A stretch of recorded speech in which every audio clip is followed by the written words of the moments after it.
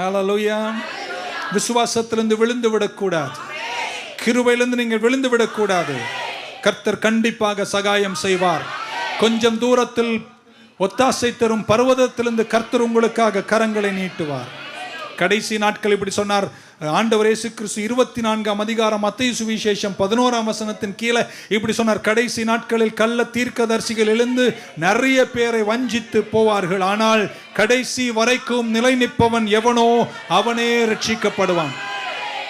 He who endures to the end shall be saved. பக்க சொல்ல, நான் கடைசி வரைக்கும் நிற்பேங்க அப்படின்னு சொல்லுங்க. பக்கம் வாழ்க்கை கொஞ்சம் கஷ்டம்தாங்க.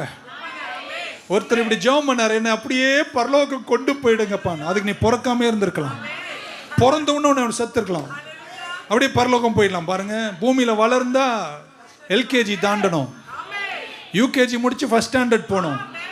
அந்த வர டீச்சர் எப்படி இருக்கோ, 5th ஸ்டாண்டர்ட் தாண்டி எலிமெண்ட்ரி தாண்டி ஹை ஸ்கூல் போகும்போது அங்க ஒரு பிரச்சனை, அதுக்கப்புறம் 12 வந்தா தேவையில்லாத பிரச்சனை, படிப்புலேருந்து ஹோம்ஒர்க்லேருந்து லவ் வரைக்கும் பிரச்சனை, எல்லாத்தையும் தாங்கணும். சிலர் அம்போன்னு கைவிடுவாங்க. வாழ்க்கை கஷ்டங்க. இதெல்லாத்தையும் சகித்து விசுவாசிகள் யார் தெரியுமாங்க?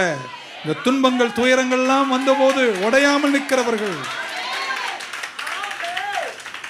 பக்கம் எங்கே நிம்மதி, நான் ஓட மாட்டேன்னு, இங்கே தான் என் நிம்மதியே இருக்கு. இவர் ஜெபம் பண்ணா கொஞ்சம் பெட்டரா இருக்குமா, இவரை விட இவர் ஜெபம் பண்ணா பெட்டரா இருக்குமா? எல்லாரை விட என் இயேசு தாங்க பெட்டர்.